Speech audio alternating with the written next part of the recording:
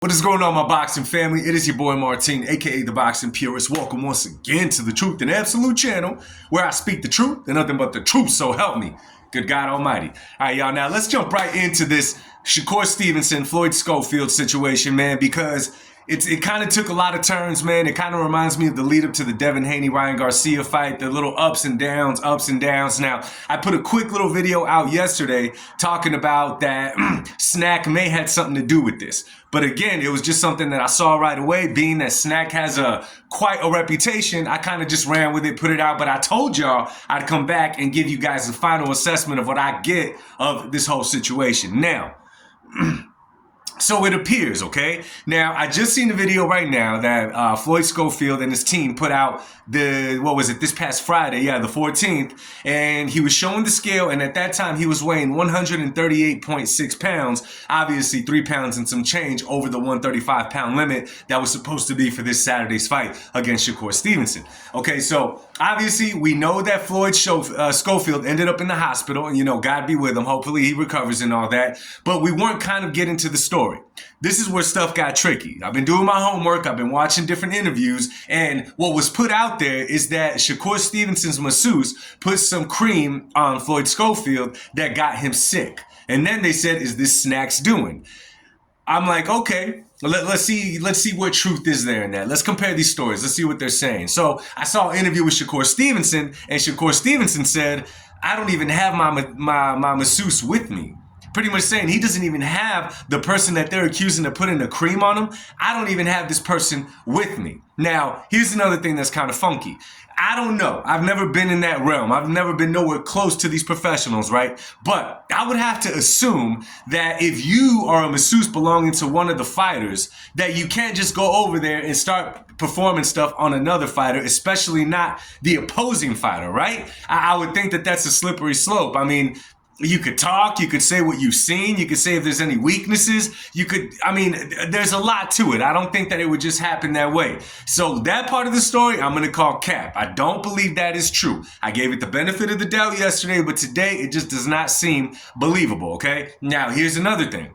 Shakur was talking about this whole week that Floyd Schofield looked big for being fight week. And what does that mean? It means that, boxers could see certain things that we cannot. They could tell when a fighter's not at weight or about to be at weight and not. For us, we look at two fighters and like, okay, y'all look around the same size. For whatever reason, boxers, they're professionals. This is what they do for a living. This is how they pay their bills. They're able to spot out certain things. So I guess Shakur has been saying that, Schofield looks big. He's looking big. Something is not right. Something is not right. Okay? So he kind of had a feeling that something was going to happen. And there was another interview Shakur did with Andre Ward that Floyd Schofield was accusing Shakur Stevenson of sending somebody to steal his passport. Now, all these things kind of say, they go right back to the damn fruit basket all over again. They sound good if you're writing a script for a Hollywood movie. When you're talking about real life, those kind of things kind of shake everything up a bit. Now you put doubt into the minds of the people. Okay, now you're putting doubt up there. So we all know, we've all seen the video, the photos out there of Floyd Schofield Jr. in the hospital. Now, again, God bless him. Hopefully he recovers good. His pop said that he is going to recover. All glory be to God in heaven. This is the thing, though. Do not get it twisted when you see a professional boxer go into the hospital making weight. I have personally met, professional fighters, MMA, and boxing, not big time, not knowing that you guys will probably know anything about, but they have told me stories how they ended up in the hospital cutting weight. All right. Now, another thing that could throw you off is I just said earlier that on Valentine's Day, February 14th, Floyd Schofield was at 138.6. So you might say to yourself, oh, he just has 3 pounds and some change to lose and he has a week to do it. He's going to be just fine. He's going to be good. He's looking good and strong.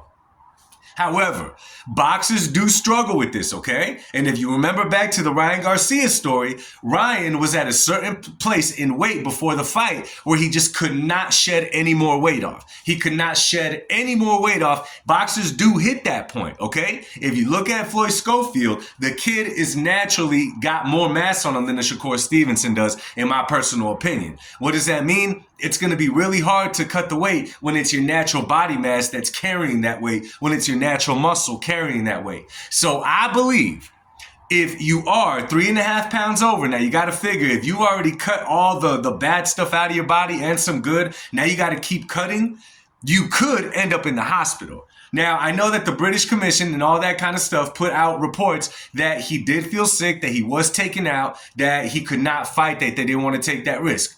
Okay, cool. But I think that it's a little bit too far to throw it to say that snack had something to do with it. Not calling them squeaky clean, okay? It's kind of a safe zone, you know. For someone to say snack right away, it becomes believable because of their history. Nonetheless, when I'm putting the two together and when I'm looking at the story itself, listen, I'm not trying to say that Floyd Schofield pulled out of this fight because he's trying to duck Shakur Stevenson, okay? I just think it's a point where he could not make the weight. Okay, I don't think that he could make the weight. We'll see when he comes back what weight class he fights at. If he jumps up to 140, it's going to tell a lot about what happened in this fight. But for right now, I don't think that there's a duck on either side. I just think that Floyd Schofield was not physically able to make weight. Who knows? Maybe he wasn't disciplined enough. You know, who knows what is going on? All I'm going to say is I don't think Shakur Stevenson had anything to do with Schofield not being able to make the fight this weekend. Let me know your guys' take on it. Drop it in the comments section. Much love to y'all. God bless y'all. I'll speak to y'all soon. Peace.